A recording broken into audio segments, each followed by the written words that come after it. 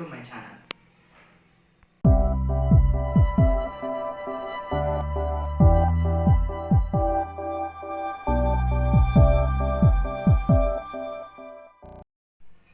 మీరు ఒకవేళ మా ఛానల్కి కొత్త అయితే కిందున్న సబ్స్క్రైబ్ బటన్ని అలాగే బెల్ ఐకాన్ని తప్పకుండా క్లిక్ చేయండి, ఎందుకంటే మేము ఏ వీడియోస్ పెట్టినా మీకు ఇంటిమేషన్ వస్తుంది.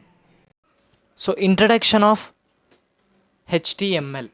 సో బేసికల్గా మనము ఏ ప్రోగ్రామింగ్ లాంగ్వేజ్ నేర్చుకుందాం అనుకున్నా కానీ మనము ఫస్ట్ దాని హిస్టరీ అండ్ అసలు హెచ్టిఎంఎల్ అంటే ఏంటి, అసలు దాని హిస్టరీ ఏంటి, అసలు ఈ హెచ్టిఎంఎల్ని మనం ఎందుకు యూజ్ చేస్తామో ఫస్ట్ మనం తెలుసుకుందాం. సో ఈ హెచ్టిఎంఎల్ అంటే ఏంటి first. So what is HTML అంటే ఏంటో మనం ఇప్పుడు తెలుసుకుందాము. సో ఈ హెచ్టిఎంఎల్ అంటే ఏంటంటే మనం ఇక్కడ చూసుకున్నట్టయితే HTML stands for hyper text markup language. So HTML full form ఏంటంటే మనకి ఇక్కడ hyper text markup language HTML మనకి ఇక్కడ దీని ఫుల్ ఫామ్. సో దీని ఫుల్ ఫామ్ తెలుసుకున్నాము. సో ఈ హెచ్టిఎంఎల్ని అసలు ఎందుకు యూజ్ చేస్తామో మనం ఇప్పుడు చూద్దాము. సో మనం ఇక్కడ చూసుకున్నట్టయితే హెచ్టిఎంఎల్ ఈ stands for markup language for creating a website pages.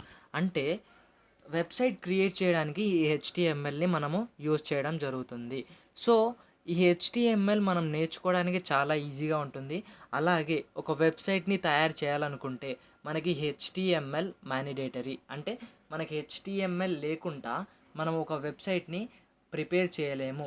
ఎగ్జాంపుల్కి చెప్పాలంటే మన బాడీలో మన బ్రెయిన్ లేకుండా మనం ఎలా అయితే ఉండలేమో అలాగే మనకి ఈ వెబ్సైట్లో హెచ్టిఎంఎల్ లేకుండా అలాగనే ఉండలేదు. సో ఇప్పుడు మనము ఈ హెచ్టిఎంఎల్ యొక్క హిస్టరీ ఏందో మనము ఇప్పుడు తెలుసుకుందాము.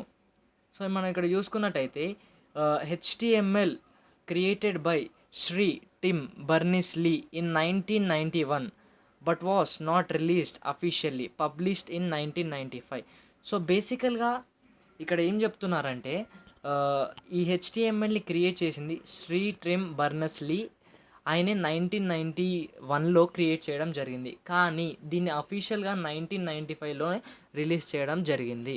సో ఇక్కడ మనము హెచ్టిఎంఎల్ యొక్క బ్రీఫ్ హిస్టరీ మనం ఇక్కడ చూసుకుందాము. సో ఇక్కడ మనకి based on SGML standard general markup language and international upgrade up to method marking up text into structural units. So బేసికల్గా ఇక్కడ ఏం చెప్తున్నానంటే ఈ హెచ్టిఎంఎల్ యూజ్ చేసి మన వెబ్సైట్స్కి ఇంటర్నేషనల్ స్ట్రక్చర్స్ని తేవచ్చు.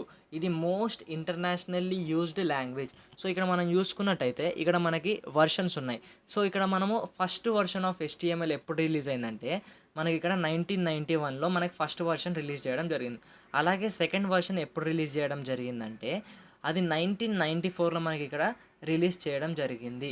అలాగే version 3.0 of HTML released in 1997. అంటే 3.0 వర్షన్ మనకి 1997లో రిలీజ్ చేయడం జరిగింది. అలాగే 4.0 వర్షన్ని 1998లో రిలీజ్ చేయడం జరిగింది. HTML 5.0 specify is program but browsers currently supported. అంటే ఈ 5.0 ఈ హెచ్టిఎంఎల్ ఏదైతే ఉందో అది ఇంకా క్రియేట్ చేయడం జరుగుతుంది, అయినా కానీ బ్రౌజర్ ఇప్పటికీ దాన్ని సపోర్ట్ చేస్తుంది. సో బేసికల్గా మనకి ఇప్పుడు ఈ వీడియో చూసాక మనకి ఫస్ట్ హెచ్టిఎంఎల్ అంటే ఏంటో తెలిసింది. హైపర్ టెక్స్ట్ స్టాండర్డ్ లాంగ్వేజ్ అని మనము హెచ్టిఎంఎల్ని అంటాం. అది ఎందుకు యూజ్ చేస్తామో మనకు తెలిసింది. ఒక వెబ్సైట్ని తయారు చేయాలంటే మనము హెచ్టిఎంఎల్ని యూజ్ చేస్తాము.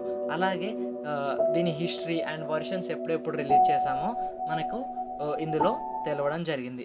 సో ఫర్దర్గా మీరు ఈ ట్యుటోరియల్స్ని ఫాలో అయినట్టయితే మనకు ఈ హెచ్టిఎంఎల్ ఫుల్ కోర్స్ మనకి ఇందులో దొరుకుతుంది విత్ నోట్స్. సో మీరు ఈ ట్యుటోరియల్ని ఫాలో అవ్వండి. సో నెక్స్ట్ వీడియో కోసం మీరు వెయిట్ చేయండి. So thank you.